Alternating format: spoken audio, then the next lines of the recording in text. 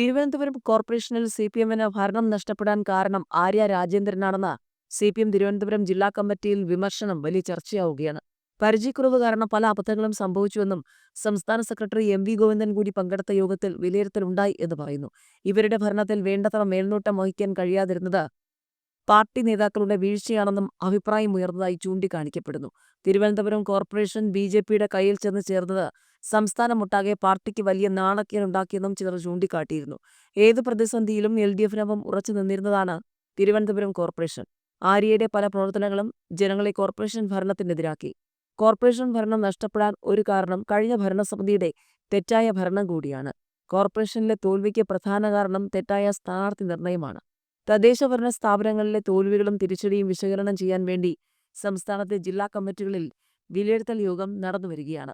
ആര്യയും സച്ചിനും കോടതി കയറണം. ഡ്രൈവർ യദുവിന്റെ ഹർജിയിൽ നിർണായക നീക്കം നോട്ടീസ് അയച്ചിരിക്കുകയാണ്.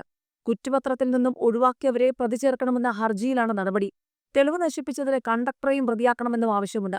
ജനുവരി 21-ന് ഹാജരാകാൻ കോടതി നിർദ്ദേശിച്ചു. കെ.എസ്.ആർ.ടി.സി ഡ്രൈവർ യദുവിനെ നടുറോഡിൽ തടഞ്ഞു നിർത്തി ആക്രമിച്ച കേസിൽ മുൻ മേയർ ആര്യ രാജേന്ദ്രൻ, ബാലുശ്ശേരി എം.എൽ.എ സച്ചിൻ ദേവ് എന്നിവർക്ക് കോടതി നോട്ടീസ് അയച്ചു. ഇവരെ ഒഴിവാക്കി പോലീസ് കുറ്റപത്രം സമർപ്പിച്ചതിനെതിരെ യദു നൽകിയ ഹർജി ഫയലിൽ സ്വീകരിച്ചാണ് Thiruvananthapuram judicial first class magistrate കോടതിയുടെ നടപടി. മേയറുടെ സഹോദരൻ അരവിന്ദിന്റെ ഭാര്യ ആര്യയ്ക്കും കോടതി നോട്ടീസ് അയച്ചിട്ടുണ്ട്.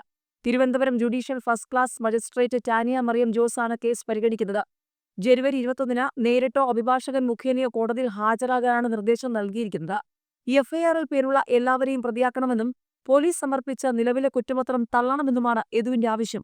പുതിയ ഹർജിയിൽ തന്നോടൊപ്പം ഡ്യൂട്ടിയിലുണ്ടായിരുന്ന കണ്ടക്ടർ മാണിക്കൽ കട്ടക്കൽക്കൊപ്പം ലൈല മനസ്സിലിൽ സുബിനെ കൂടി പ്രതിയാക്കണമെന്ന് യദു ആവശ്യപ്പെട്ടിട്ടുണ്ട്. ബസ്സിലുണ്ടായിരുന്ന CCTV മെമ്മറി കാർഡ് കാണാതായതിൽ സുബിന് പങ്കുണ്ടെന്നാണ് യദുവിന്റെ ആരോപണം. മേയർ അടക്കമുള്ള പ്രതികളുടെ സമ്മർദ്ദത്തെ തുടർന്ന് സുബിൻ മെമ്മറി കാർഡ് നശിപ്പിച്ചുവെന്നാണ് യദു ഹർജിയിൽ ചൂണ്ടിക്കാട്ടുന്നത്. നിർണായക തെളിവായ മെമ്മറി കാർഡ് നഷ്ടപ്പെട്ടത് കേസിനെ ദുർബലപ്പെടുത്തിയിരുന്നു.